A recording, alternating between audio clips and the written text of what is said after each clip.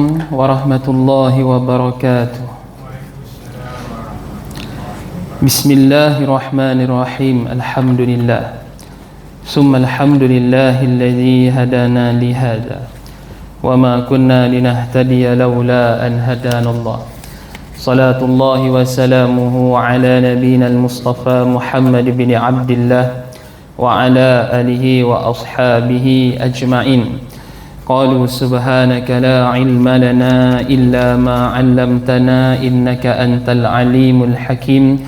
Allahumma 'allimna ma jahilna. Ya Allah, ya Tuhan kami, ajarkanlah apa-apa yang kami tak tahu. Wa zakkirna ma nusina, dan ingatkanlah kepada kami apa-apa yang kami terlupa. Rabbi yassir wa la tu'assir ya karim wa tammim bil khair. Amma ba'du. Yang saya muliakan Tuan Imam, Tuan Bilal, ahli jawatan kuasa madrasah, tuan-tuan haji, puan-puan hajah, muslimin muslimat yang dirahmati Allah. Alhamdulillah, sama-sama kita bersyukur pada Allah kerana pada malam ni masih lagi Allah kurniakan kepada kita nikmat-nikmatnya. Mudah-mudahan nikmat Allah yang Allah kurniakan pada kita dengan memberi panjangnya usia yang kita berada pada bulan Rejab ni, hampir masuk kepada bulan Syaban ni, dan beberapa ketika kita akan sampai kepada bulan Ramadan yang kita tunggu-tunggu. Mudah-mudahan Allah sampaikan umur kita dan ke Ramadan insya-Allah. Walau bagaimanapun Ramadan ini tuan-tuan tidak akan terisi melainkan diisi dengan orang yang ada ilmu. Macam mana untuk mengisi ruang-ruang Ramadan tu supaya apa tuan-tuan, dia tidak kosong. Maka sebab itulah tuan-tuan, ilmu ni menjadi perkara penting untuk kita letak dalam kehidupan kita. Baik, muka surat 140. Kita masih lagi bercerita pada perkara yang ke-7, iaitu 5 sifat yang tercela. Muka surat 140 yang atas tu masih lagi tentang zuhud, ya. Sebab 5 sifat itu yang kita dah bahas. Yang pertama, rasa puas dengan kebodohan, sifat tamak terhadap dunia, sifat bakhil dengan kelebihan harta, riak dalam setiap amal perbuatan, bangga dengan pendapat diri sendiri, kan?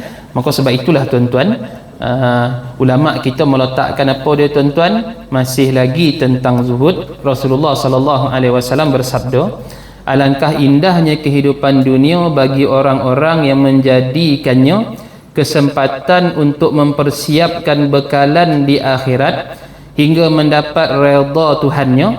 Mana kata bahawa apa tuan-tuan, hidup manusia ni tuan-tuan, apa pun tuan-tuan nak cari redha Allah, kan? Bukan nak cari apa tuan-tuan, redha di atas kehendak diri sendiri. Sebab diri sendiri ni tuan-tuan, biasa dia tak nampak apa keperluan tu tuan-tuan. Itu sebab ialah tuan-tuan, saya dah cerita di beberapa topik tuan-tuan, kan, bila ada orang-orang miskin ni di zaman Nabi ni tuan-tuan, hantar wakil bertemu dengan Rasulullah, kan. Dia pergi jumpa Rasulullah, dia kata, wahai Rasulullah, kami orang miskin ni nak bawa sikit pertanyaan. Maka Nabi tanya, apa benda Dia kata, kami tengok orang miskin ni, kata wakil dia, orang kaya ni dia boleh sedekah, orang kaya ni dia boleh pergi Mekah, orang kaya ni macam-macam kebaikan dengan harta dia boleh buat, nafkah dan sebagainya. Kami tak ada apa-apa wahai Rasulullah. Maka Nabi kata, wahai sahabatku, nanti balik cerita kat kawan-kawan tu, orang miskin ni, beritahu dia, orang miskin ni ada 3 kelebihan. Tu dia tuan-tuan, ya. Sampai Nabi ajar tuan-tuan, kenapa tuan-tuan hidup ni kalau sekat nak redha nafsu ni dia tak sudah tuan-tuan, ya. Tetapi Rasulullah tu dia kata apa? Kau beritahu kat kawan-kawan kau ni, dia orang miskin ni, apa dia? Orang miskin ni 3 lebih. Apa lebih tu? 3 lebih kalau dia sabar dengan miskin. Yang pertama, Allah sediakan untuk dia singgasana dalam syurga nanti. Katil dia tu hiasan daripada zamrud, permata macam-macam lah. Dia akan nonggok di singgasana tu, dia akan pandang singgasana ni. Bukan sahaja pandang nikmat-nikmat syurga tu, malah menikmati pula nikmat-nikmat tu. Kenapa? Sebab atas dunia marin dia hanya boleh pandang ni tuan-tuan, talan liu. Tapi masuk syurga bukan pandang, dia dapat pula. Satu. Yang kedua, Nabi kata orang miskin ni dia akan masuk syurga lebih awal daripada orang kaya, selama setengah hari. Nabi kata rupa-rupa sehari di akhirat bersamaan dengan 1000 tahun dunia. Kalau setengah hari 500 tahun tuan-tuan, ya. Dia masuk dulu tuan-tuan, dia masuk dulu sebelum orang kaya. Dan yang ketiga, tuan-tuan, Nabi kata orang miskin ni bila dia sebut sekali subhanallah, maka ketika itu tak sama dengan orang miskin, orang kaya sebut. Orang kaya walaupun dia sebut sekali, dia tambah dengan derma 1000 dinar ataupun dirham, tak sama dengan apa orang kaya sebut sekali subhanallah kalau dia sabar dengan miskin. Maka dia pun baliklah, tuan-tuan, dengan hati yang lapang, tuan-tuan. Kenapa? Inilah redha Allah yang dia kena cari. Bila saya cerita kat satu masjid tu, tuan-tuan, ada seorang tu dia kata, ustaz, baru teringin nak jadi kaya. Bila dengar macam ni, tak payahlah ustaz kan, rugi pula jadi kaya, dia kata. Sampai dia boleh fikir begitu. Kalau dia kata bang, canggih betul lah bang ni. Kenapa? Sebab tahu hakikat dunia ni apa dia, tuan-tuan, redha Allah. Sebab baik hidup ni kalau tuan-tuan kita syik redha Allah. Alangkah buruknya kehidupan dunia bagi orang yang menjadikan dunia memalingkan dirinya dari kehidupan akhirat dan menjauhkan dia dari redha Allah. Dia hidup dunia nak senang, tak nak bersusah-susah kerana Allah. Apa jadi, tuan-tuan? Maka dia jauh daripada redha Allah. Itu sebab orang yang Allah redha, dunia dia selamat, akhirat pun dia selamat. Itu yang kita nak. Sehubungan dengan riak, Rasulullah sallallahu alaihi wasallam bersabda, manusia yang paling borek siksaannya pada hari kiamat kelak ialah orang yang memperlihatkan kepada orang lain bahawa pada dirinya ada kebaikan padahal sedikit pun tidak ada kebaikan pada dirinya. Allahu akbar. Ni nak khabar bahawa apa, tuan-tuan, walaupun kita ni beramal ponek-ponek dah, tuan-tuan, tapi rupa-rupa, tuan-tuan, kena seksa. Kenapa? Dia tunjuk ke orang yang mana dia rasa dia boleh buat. Dia tunjuk ke orang, padahal tuan-tuan apa pun dia tak buat. Kenapa? Hanya buat depan orang, bila belakang orang langsung tak buat. Itu satu seksa yang cukup borek, tuan-tuan. Maka sebab itulah, tuan-tuan, orang beriman ni, sama ada depan orang kau, belakang orang kau, dia tahu Allah sedang melihat dia. Maka penilaian Allah tu lebih penting daripada penilaian manusia. Ni pegangan kita, tuan-tuan, ya. Baginda sallallahu alaihi wasallam bersabda, barang siapa yang memperlihatkan kepada orang lain bahawa dirinya takut kepada Allah melebihi keadaan yang sebenarnya, maka dia adalah orang munafik. Allahu akbar. Yang inilah, tuan-tuan, yang ditunjukkan oleh siapa, tuan-tuan? Golongan-golongan munafik Madinah. Inilah yang dia orang tunjuk depan Nabi, tuan-tuan. Macam takut bona, tuan-tuan, ya. Tapi bila Nabi ajak pergi perang, tuan-tuan, mula-mula khabar nak pergi, akhirnya apa, tuan-tuan? Cabut lari tinggalkan Nabi dalam Uhud, tuan-tuan, ya, dalam Uhud. Inilah kita khabar apa, tuan-tuan? Satu munafik yang cukup besar borek, yang mana Allah marah dia. Sebab apa, tuan-tuan? Dia hanya depan manusia dia tunjuk dia takut Allah, tapi belakang manusia, tuan-tuan, tak ada apa. Sampaikan Abdullah bin Ubay bin Salul, dia kata apa, tuan-tuan? Dia kata, kenapa kita ni mula anjing sampai gemuk, lepas tu anjing tu gigit kita balik? Dia maksud dengan siapa, tuan-tuan? Rasulullah dan Muhajirin. Maka Rasulullah dan Muhajirin ketika itu, tuan-tuan, dan orang Ansar masa tu, tuan-tuan, patah balik dalam peperangan Muraisi', tuan-tuan, patah balik, tuan-tuan, ke Madinah, lalu depan Abdullah bin Ubay bin Salul, antok tak bercakap, tuan-tuan. Rupa-rupa geng-geng munafik ni belakang-belakang berani, depan-depan penakut nak mampu, tuan-tuan, kan? Tu sebab kalau kita ni orang beriman ni, tuan-tuan, apa peranan kita, tuan-tuan? Mana yang tak baik kita baikilah. Bukannya kita main cakap-cakap belakang, tuan-tuan, memburukkan reputasi dia. Tapi bila jumpa depan-depan, menikui. Betul lah kata ulama, orang munafik ni apa, tuan-tuan? Macam tikui nafak. Kenapa? Korek lubang, masuk lubang lain, kan keluar lubang lain, tuan-tuan. Korek lubangnya, keluar lubang sana. Maksud kata apa, tuan-tuan? Depan lain muka, belakang lain muka. Allahu akbar. Maka sebab itu, tuan-tuan, kena buang sikap ni. Baginda sallallahu alaihi wasallam bersabda, sesungguhnya Allah mengharamkan syurga bagi setiap orang-orang yang riak. Riak ni apa, tuan-tuan? Tunjuk supaya orang puji. Kalau orang tak puji, marah dia. Itu nama riak, ra'a, kan, daripada perkataan ra'a. Baik, selesai waktu. Perkara yang ke-8, 5 kemuliaan Rasulullah sallallahu alaihi wasallam. Jumhur ulama berkata, Inna Allah Ta'ala akrama nabiyahu sallallahu alaihi wasallam bi khamsi karamatin akramahu bil ismi wal jismi wal ata'i wal khata'i wal ridha. Ammal ismu fanadahu, makasih ya, bir risalati wa lam yunadihi bil ismi kama nada jami'al anbiya'i. Wa ammal jismu fa idza da'a an-nabiy sallallahu alaihi wasallam syai'an fa ajaba huwa bi nafsihi anhu lam yaf'alu dzalika li sa'iril anbiya'i. Wa ammal ata'u fa'atahu bila su'alin wa ammal khata'u fadzakara afwa qabla dhanbihi wa ammal ridha falam yuradda alaihi fidyatahu wala sadaqatahu wala nafaqatahu kama raddaha ala sa'ilil anbiya. Allah Subhanahu wa taala telah memuliakan nabinya, yakni siapa? Muhammad sallallahu alaihi wasallam dengan 5 kemuliaan. Allah telah memuliakan baginda dengan namanya, tubuhnya, pemberiannya, kesalahannya, redanya. Ni mulalah donga kita ni apa pula bondo ini tuan-tuan ya. Nama tahu, tubuh tahu, bori tahu, salah tu kat mana? Mula tuan-tuan. Nabi ni baik salah ke? Yang kelima redha tuan-tuan. Baik, apa dia? Mengenai nama, baginda dipanggil dengan sebutan Rasul dan tidak dipanggil dengan hanya namanya sebagaimana ketika Allah memanggil nabi-nabi yang lain seperti Adam, Nuh dan Ibrahim.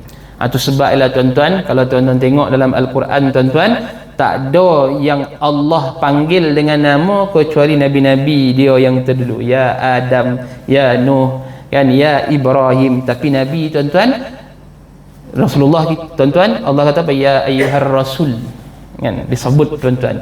Ataupun kalau kita tengok apa tuan-tuan, dalam surah Al-Hujurat, ya ayyuhallazi ana amanu la tuqaddimu baina yadayillahi wa rasulih, kan, nabi Allah gunakan panggilan kepada nabi tu rasul, kan.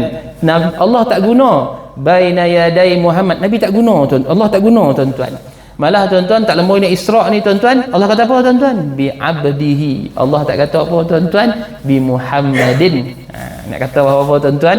Mulia. Sebagaimana Allah Subhanahu wa taala sebut dalam surah Al-Maidah tu, ayat yang ke-67, wahai Rasul, ya ayyuhar rasul balligh ma unzila ila. Ini disebut kan, sampaikanlah apa yang diturunkan oleh Tuhanmu kepadamu. Jika tidak kamu lakukan apa yang diperintahkan itu, berarti kamu tidak menyampaikan amanahnya, dan Allah Subhanahu wa taala akan memelihara kamu dari gangguan manusia. Sesungguhnya Allah tidak memberi petunjuk kepada orang-orang kafir.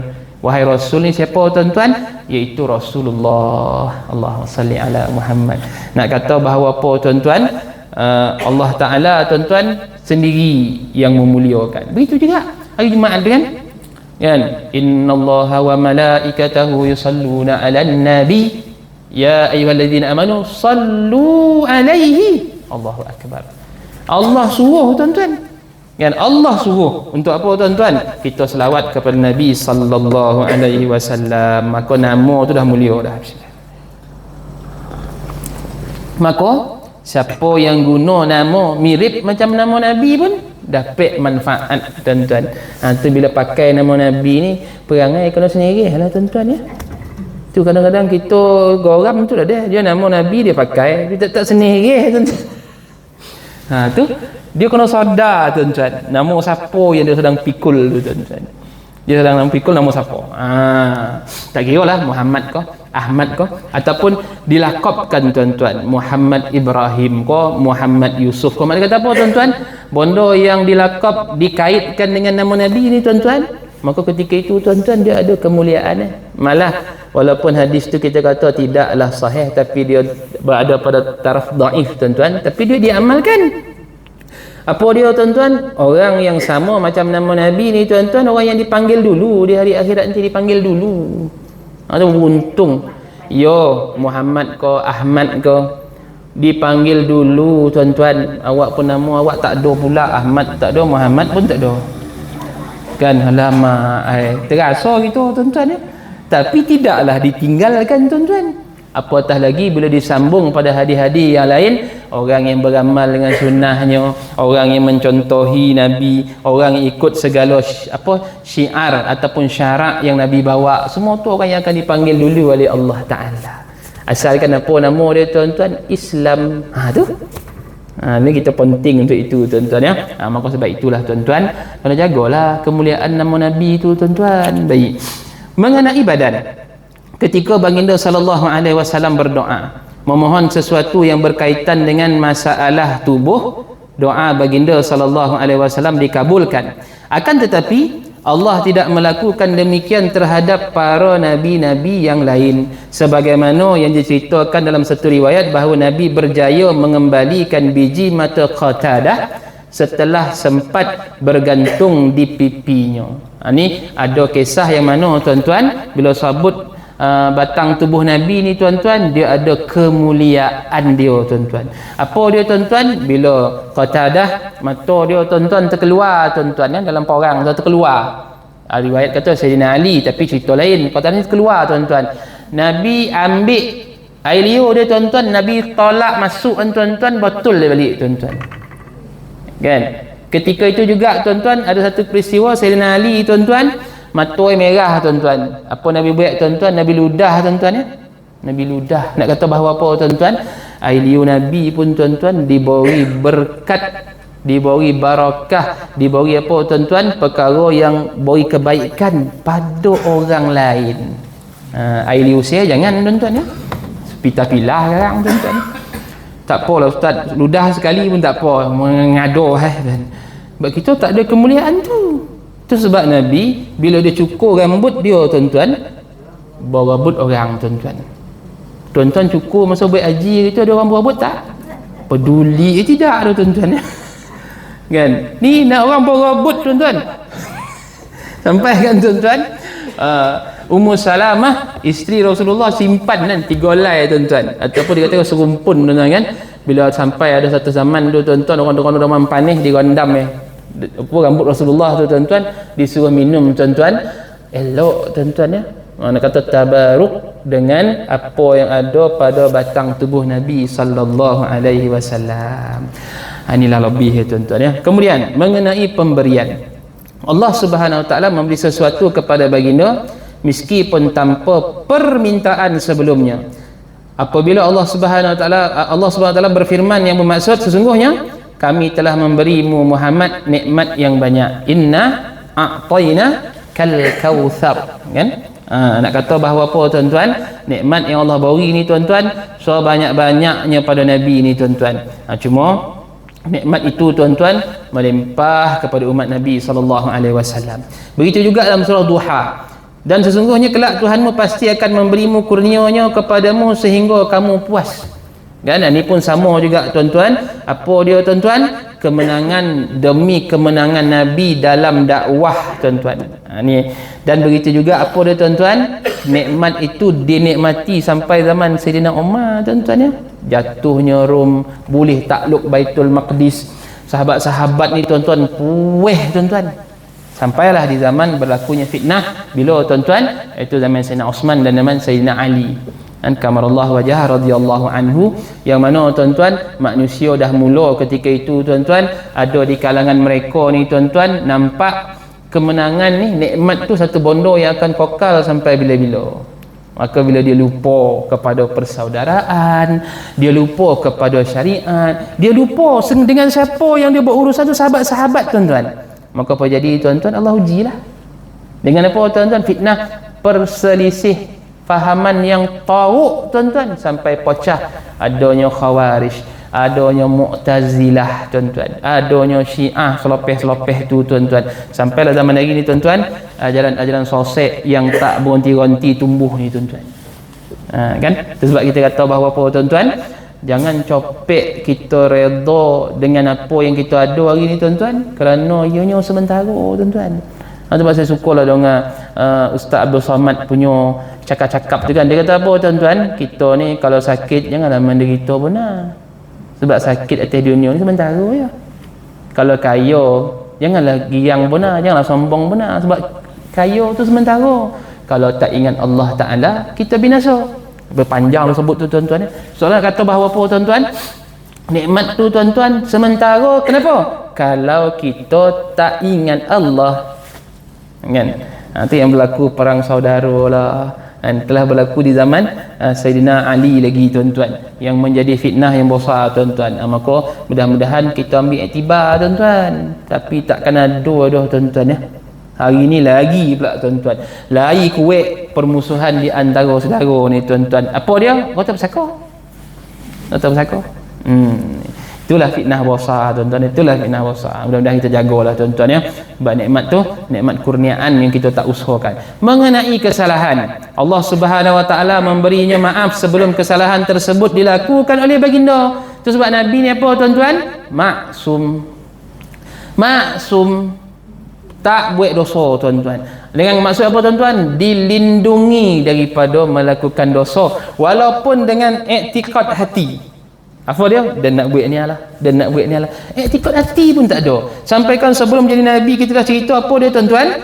Nabi ni teringin nak tengok orang menyanyi tuan-tuan. Sebab orang ramai konsert kan, dia katakan konsert. Maka Nabi sampai apa jadi tuan-tuan? Tidur. Lolap tuan-tuan. Kita lain nak kuliah lah lolap, tu pun satu hal. Konsert jaga, kuliah lah lolap tuan-tuan.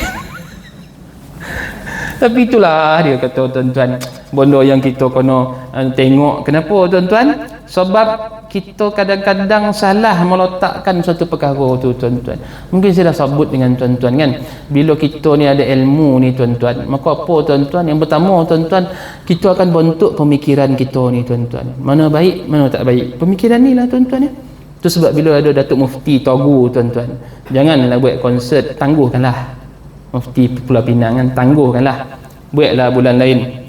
Ada yang marah, oi ini nak tutup periuk nasi lah ni. Ya Allah tuan-tuan, kalau kau ada ilmu, kalau kau faham apa dia, bulan Rajab Syakban nak jumpa Ramadan ni, kalau disio-siokan apa jadi tuan-tuan, maka Ramadan ni mesti sio-sio. Sebab apa? Hadis yang kita faham, hadis mimbar tu, bila Nabi berada di mimbar tangga yang kedua tu, malaikat Jibril kata, wahai Allah, siapa-siapa yang masuk Ramadan tak dapat apa-apa Ramadan, celakalah dia. Maka Nabi kata amin. Tiba-tiba ada pula yang nak sio-siokan masuk yang hampir-hampir dengan Ramadan ni tuan-tuan, dengan lara tuan-tuan. Sebab apa? Pemikiran dia tak betul, ilmu tak membentuk daya pemikiran dia. Bila semalam tuan-tuan, 2 hari lepas kan, bila ada orang buat podcast yang mana tuan-tuan, seolah-olah cakap-cakap tu macam kata orang pun lucah dan sebagainya tuan. Mufti Togu, Mufti Togu, dan Mufti kata apa? Saya dah Togu, saya dah menjalankan amar makruf nahi mungkar, orang tak dengar, saya lepas tangan. Saya kata tanggih tu Mufti tu tuan-tuan. Mudah-mudahan, kenapa tuan-tuan? Kita jangan lupa bila Mufti yang dilantik ni tuan-tuan, dia bersuara. Kenapa tuan-tuan? Di atas tanggungjawab dia sebagai orang yang diberi jaga agama. Tiba-tiba kita marah dia tuan-tuan. Kan tak betul. Lebih baik tak payah lantik mufti. Lebih baik orang tu jadi mufti tuan-tuan. Melingkup rasa kalau dia jadi mufti tuan-tuan ya. Seolah-olah apa tuan-tuan? Otak tu tuan-tuan tak betul. Sebab kalau tak ada ilmu ni dia tak betul otak tuan-tuan. Begitu juga tuan-tuan, orang ada ilmu dia ubah sikap. Kan? Bila dia ada ilmu dah tahu dah semayang kat masjid lebih pahala 27 daripada kat rumah, dia ubahlah, dia pilih masjid ataupun madrasah ataupun surau berjemaah. Buat apa tuan-tuan? Dia tahu itu sikap tapi kalau tahu tak ada apa-apa berubah, maksud kata apa tuan-tuan? Ilmu tu tak bentuk lagi tuan-tuan. Macam tu jugalah dengan kesalahan. Kita tahu tak ada siapa terlepas daripada kesalahan, tapi apa dia tuan-tuan? Dengan satu benda yang Allah anugerah, nama dia taubat, kesalahan kita tu Allah maafkan. Itulah kehebatan ilmu ni tuan-tuan ya. Tapi bila tak nak bawa ilmu tu tuan-tuan, aduh hai, macam-macam rosak tuan-tuan ya. Dibawa kita bergaduh tuan-tuan, dibawa kita bergaduh.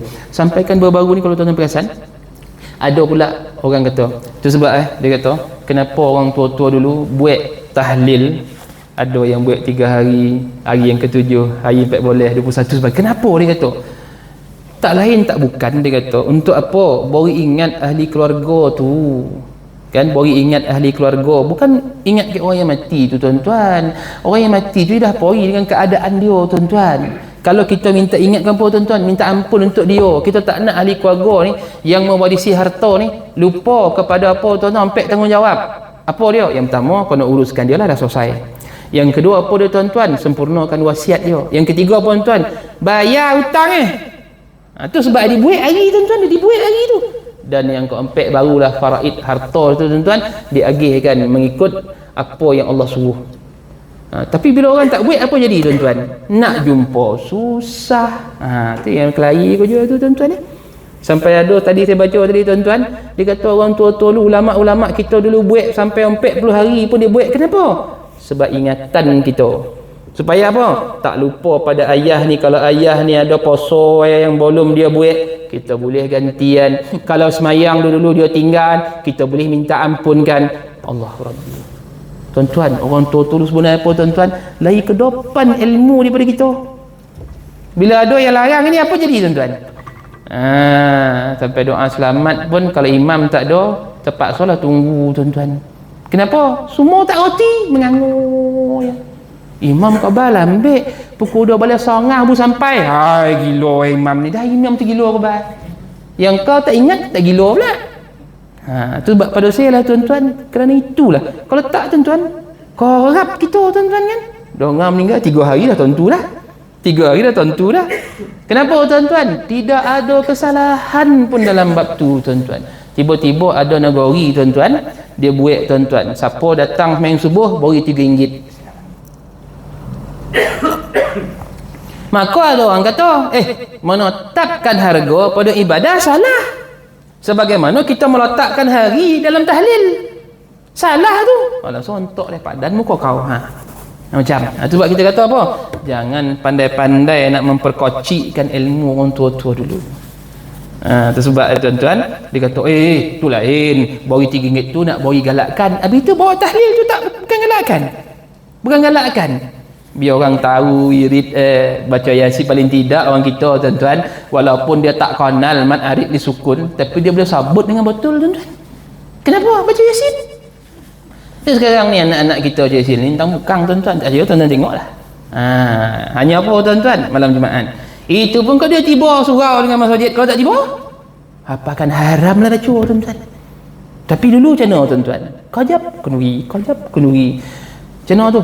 Konyang betul makan labu tuan-tuan. Ingat tuan-tuan ni, bukan saja-saja tuan-tuan. Saya bila tengok 2-3 hari ni, bila orang ke depan dengan mulut tu kata, Allah, banyak kesalahan kita sebenarnya tuan-tuan. Banyak kesalahan kita. Kenapa?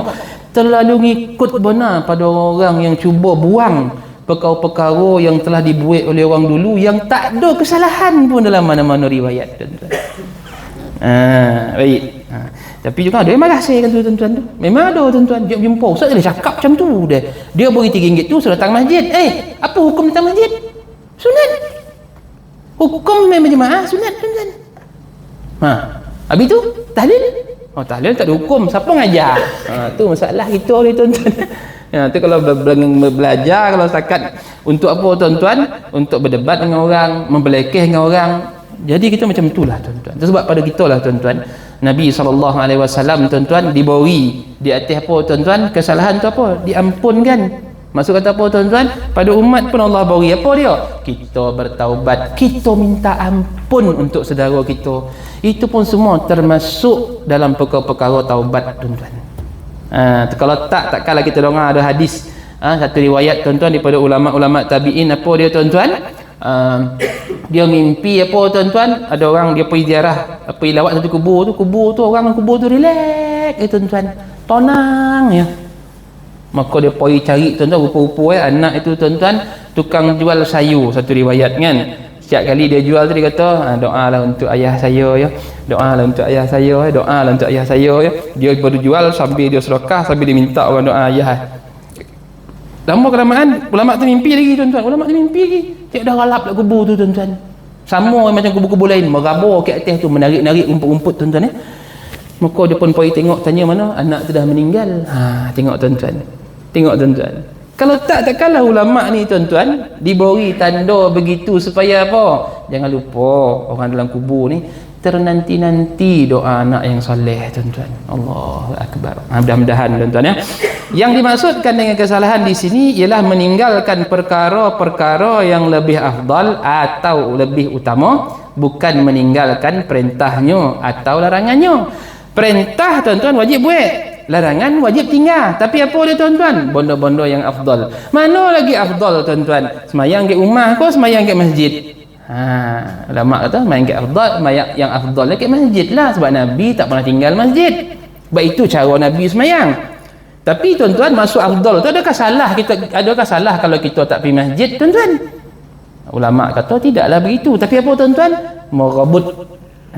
Merabut. Itu buat saya lah tuan-tuan kan.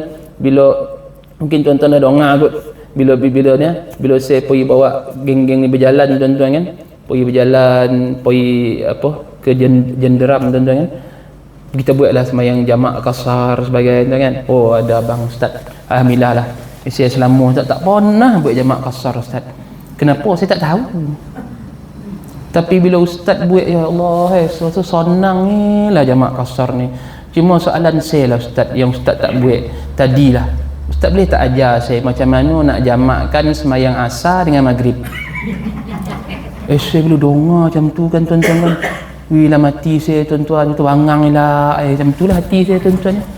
Tapi nak lepeh berdosa tuan-tuan, dia tanya tu ikhlas tuan-tuan. Sebab apa tuan-tuan? Memang dia tak tahu. Saya kata, abang dia betul ni bang. Iya ustaz, saya memang tak tahu. Iyalah abang tak tahu macam mana nak jamak asar dengan maghrib. Iya tak tahu ustaz.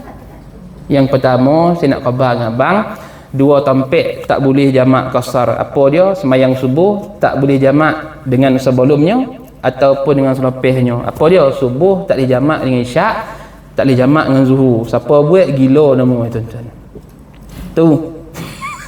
Yang kedua, maghrib. Yang kedua, asar tak boleh jamak dengan maghrib. Memang tak boleh. Saya cerita satu masjid tu tuan-tuan, imam kata, ustaz, iya ustaz, saya pun sama je ustaz, 2 tahun lepas ada jemaahnya dah meninggal ustaz, 72 umur ustaz. Kita berhenti semayang maghrib, kita jom kita semayang jamak kasar lah. Jom lagi, saya sudah tadi dah. Bila asar tadi saya dah jamak siap-siap dengan maghrib. La ilaha illallah, lagi tahu tuan-tuan. Memang ada yang buat tuan-tuan. Saya dengar biar betul imam. Iya ustaz, dia kata. Jadi saya khabar saya boleh jadi itu kesalahan saya sebab tak ajar ke abang kot. Tak apalah, saya ajarlah kan, saya ajar. Dan antara dia sabuk di ulama apa dia tuan-tuan, siapa yang bonci dengan jamak kasar, dia bonci, tak suka, bila dia semayang tamam, hukum dia makruh.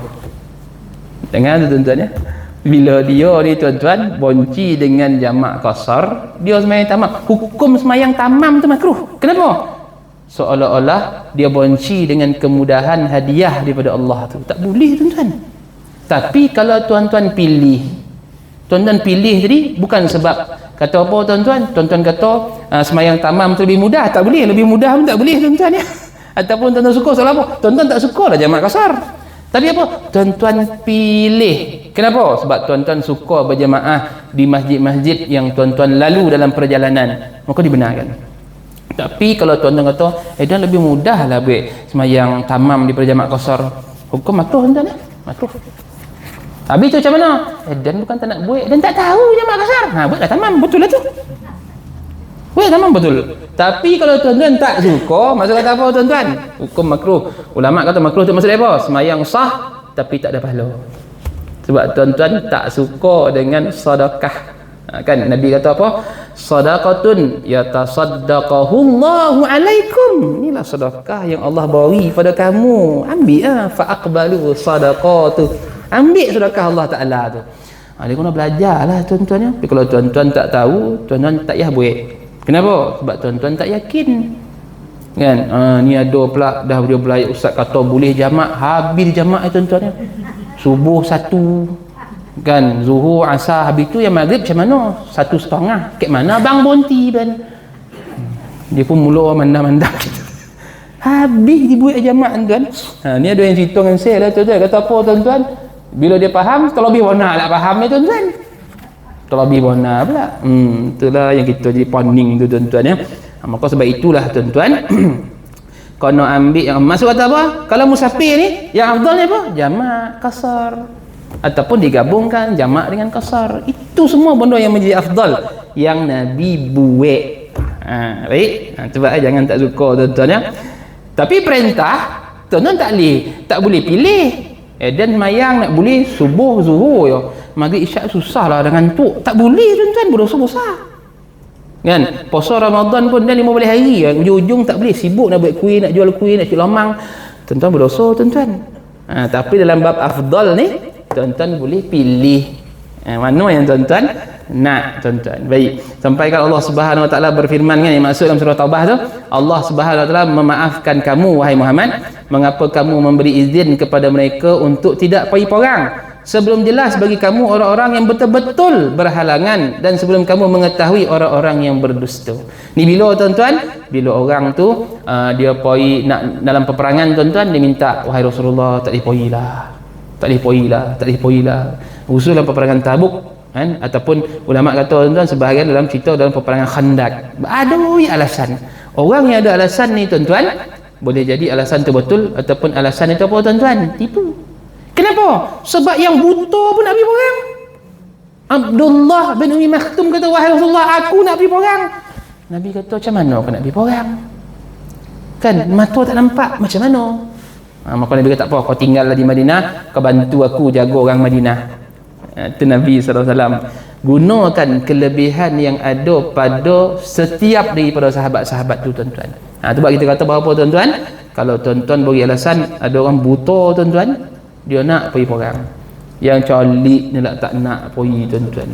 Kenapa? Sebab dia tak tahu apa lebih jihad tu tuan-tuan ya. Baik, mengenai masalah redha pula, tidak ada fidyah, sedekah ataupun nafkah dari baginda sallallahu alaihi wasallam yang ditolak oleh Allah Taala. Subhanallah. Maksud kata apa tuan-tuan? Kalau Nabi memberi ni tuan-tuan, semuanya Allah terima sebagai pahala yang besar.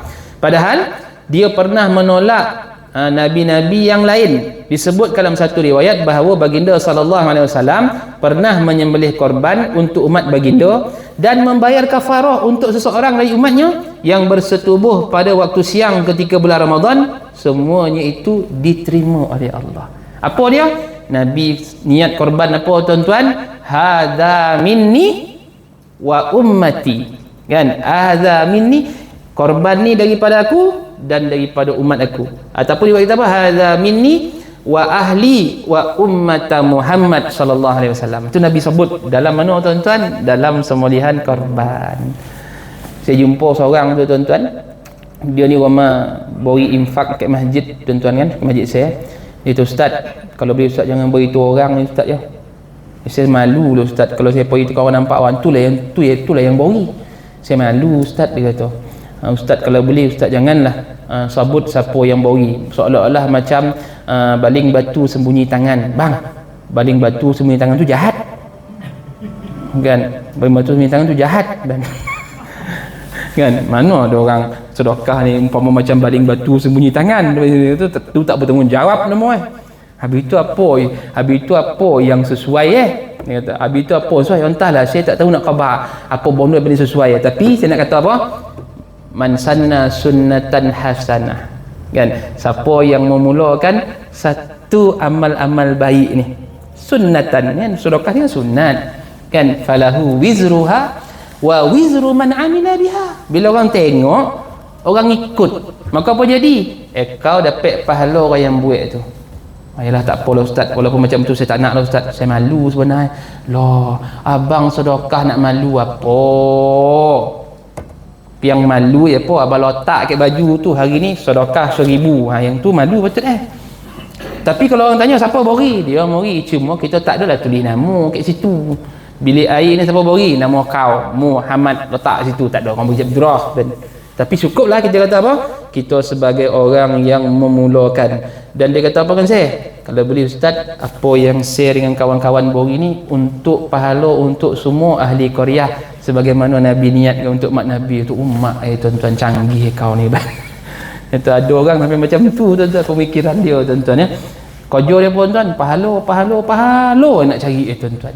Kata mudah-mudahan abang bahagia dan abang tawih kayo. Ustaz kaya mana tak nak, yang penting cukup jadilah ustaz, dia kata. Alhamdulillah, kalau tak nak entah rumah dia balik. Untuk tuan-tuan, kita ramai macam tu tuan-tuan.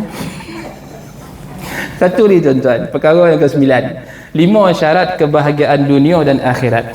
Abdullah bin Amr bin Al-As radhiyallahu anhu berkata, Khamsun man kunna fihi sa'ida fid dunya wal akhirah awwaluha ay yuzkara la ilaha illallah Muhammadur Rasulullah waqtan ba'da waqtin wa idza batuliya alaihi bibaliyatin qala inna lillahi wa inna ilaihi raji'un wa la hawla wa la quwwata illa billahil aliyyil azim wa idza u'tiya ni'matan qala alhamdulillahi rabbil alamin syukran li ni'mati wa idza batada'a fi syai'in qala bismillahirrahmanirrahim wa idza afrata minhu zamban qala astaghfirullahal azim wa atubu ilaih.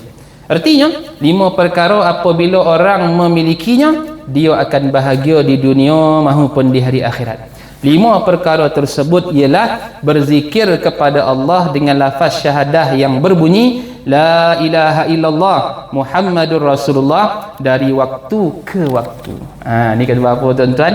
Amalan-amalan zikir kita lah tuan-tuan ya. Yang kedua, mengucap kalimah istirja dengan lafaz yang berbunyi inna lillahi wa inna ilaihi raji'un wala haula wala quwwata illa billahil aliyyil azim setiap kali ditimpa musibah. Istirja atau apa tuan-tuan? Ucapan kembali. Itu sebab mudah-mudahan kita sama-sama menyebut istirja. Inna lillahi wa inna ilaihi raji'un. Jangan kata istirja itu apa? Jangan tanya ni tuan-tuan ya. Kang ada yang belum sahabat nanti kita. Sebab apa tuan-tuan? Ini kalimah yang ma'ruf tuan-tuan ya. Yang ketiga, mengucapkan hamdalah, iaitu alhamdulillahirabbil alamin. Setiap kali mendapat nikmat sebagai rasa syukur kepada Allah. Yang keempat, mengucap basmalah, iaitu bismillahirrahmanirrahim setiap kali memulakan setiap pekerjaan. Dan yang kelima, mengucapkan istighfar. Apa dia? Astaghfirullahal azim wa atubu ilaih apabila melakukan dosa. Itu sebablah tuan-tuan kan, ulama kita banyak menyebut apa dia tuan-tuan, kalau susah bona nak nyebut istighfar tu yang panjang, sebut sini astaghfirullahalazim wa atubu ilaihi. Ini antara yang masyhur disebut oleh ulama. Berkaitan dengan perkara yang pertama, kita ambil yang pertama dulu tuan-tuan ya. Di perkara pertama di atas, Rasulullah sallallahu alaihi wasallam bersabda, kamu hendaklah memperbanyakkan zikir kepada Allah dalam keadaan apapun, kerana sesungguhnya tidak ada amal yang lebih dicintai oleh Allah dan lebih menyelamatkan seseorang hamba dari setiap kejahatan di dunia maupun di hari akhirat selain berzikir kepada Allah. Anak kata bahawa apa tuan-tuan? Kalau itulah yang menjadi ucapan dan amalan kita, maka sampai akhir tuan-tuan, itu jugalah yang menjadi ucapan dan amalan kita. Itu sebab kita ni kalau selalu korap tuan-tuan ya. Itu sebab itu tuan-tuan kalau tuan tengok kan, sampaikan masuk bilik air pun ada ucapan ni tuan-tuan. Bukan assalamualaikum tuan-tuan ya. Masuk bilik air assalamualaikum khabar tu nak lapuk tu tuan-tuan. Janganlah macam tu tuan-tuan, ada doa. Itulah ucapan ya. Kenapa tuan-tuan? Tuan-tuan nak masuk bilik air, tuan-tuan masuk kaki-kaki dengan ada doa dia tuan-tuan. Tuan-tuan dapat pahala tuan-tuan. Kenapa? Dia akan menjadi bondo yang paling baik atas dunia ni, yang menolak setiap kejahatan diri. Makan ada, tidur ada, naik kenderaan ada. Kan?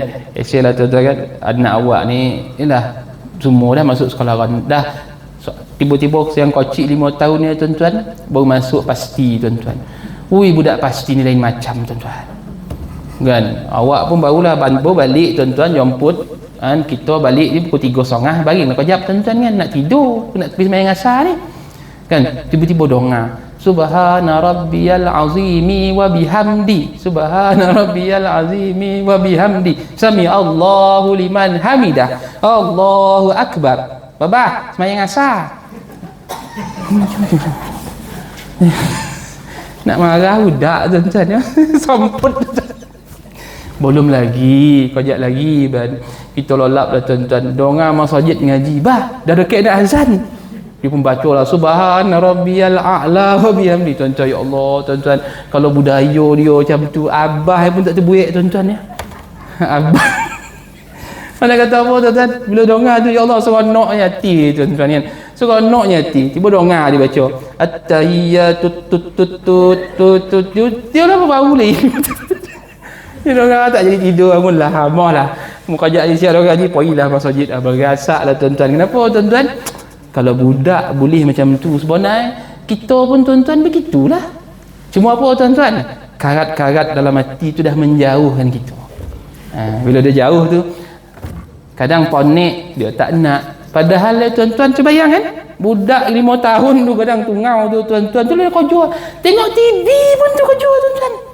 Subhana rabbiyal azim. Saya kata apalah masuk babah nak mandian kau ni. Masuk bilik air tu subhana rabbiyal a'la. Sami Allahu liman. Dalam bilik air. Weh, mana boleh baca kan? Dia pun senyum tuan. Kenapa tuan-tuan? Dah biasa di sekolah kan didorong macam tu. Mana kalau suasana kita ada dorongan tuan-tuan. Tuan-tuan bayangkanlah kalau suasana dalam rumah tu selalu pasang Quran.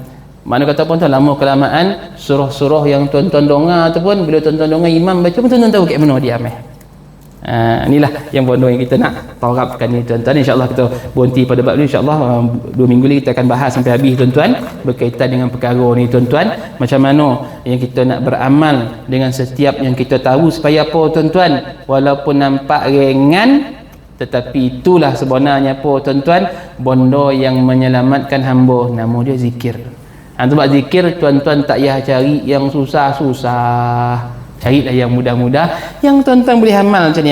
La ilaha illallah Muhammadur Rasulullah. La haula wala quwata illa billah. Alhamdulillahirabbil alamin. Bismillahirrahmanirrahim. Kan benda yang mudah-mudah tuan-tuan. Kenapa kita kena cari yang susah sampai kita tak terbuik dia susah itu tuan-tuan. Tak terbuik dia susah itu. Wallahu ta'ala a'lam. Ada soalan nak tanya tuan-tuan? Silakan Tuan Haji. Bismillah. Saya ada baca tentang doa kita untuk orang tua. Ada orang yang hidup lain, ada orang mati lain. Kalau yang mati kita macam dalam tahun ke abang. Ya saya. Ya. Baik. Soalan tu pun sama juga kan dia tanya kan. Itu ustaz, kalau kita doa apa ni Allahumma ghfirli zunubi wali walidayya tu, abi kalau mak ayah kita yang dah mati tu dapat tak? Kan? Sebab ada ustaz kata yang untuk mak ayah kita ni kita kena baca Allahumma ghfir lahu ataupun Allahumma ghfir laha ataupun Allahumma ghfir lahum kalau dua-dua dah meninggal.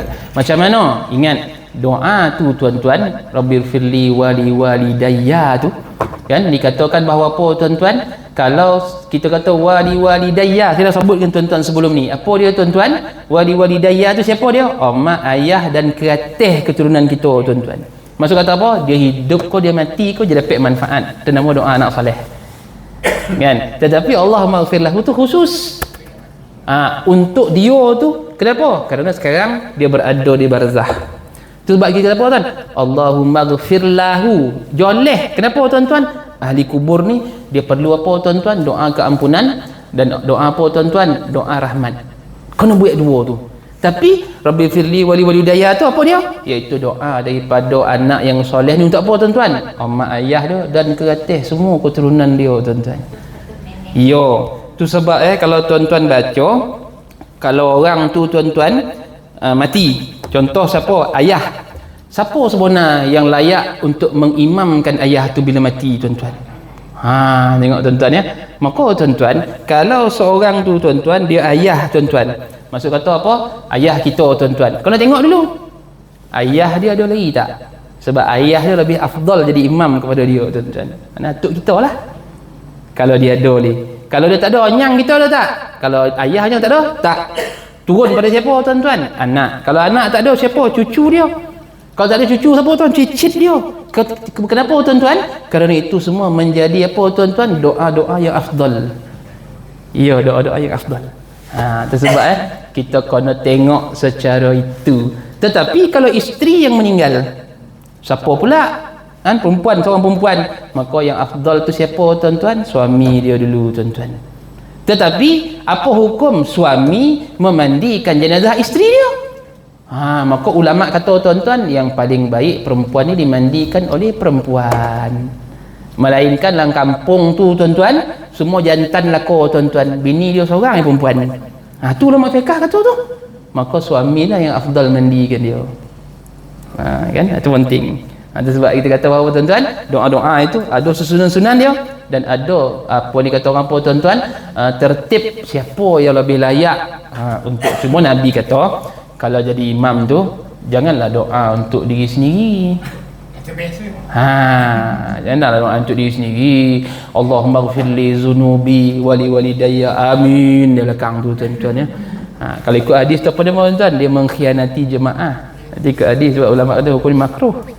Kan? Itu antara bondo yang kita nak solid supaya apa tuan-tuan? Bondo tu menjadi ingatan untuk kita semua. Wallahu taala alam. Mudah-mudahan soalan ni tak ada ya. Mudah-mudahan Allah ampun kita semua tuan-tuan. A'udzubillahi minasyaitonirrajim. Bismillahirrahmanirrahim. Alhamdulillahirabbil alamin wassalatu wassalamu ala asyrafil anbiya'i wal mursalin wa ala alihi wa sahbihi ajma'in. Allahumma zidna wa la tanqusna wa akrimna wa la tuhinna wa a'tina wa la tahrimna wa asirna wa la tu'sir alaina wa ardina warda 'anna wa sallallahu ala sayyidina Muhammad walhamdulillahi rabbil alamin. Minta maaf terkasar bahasa. Assalamualaikum warahmatullahi wabarakatuh.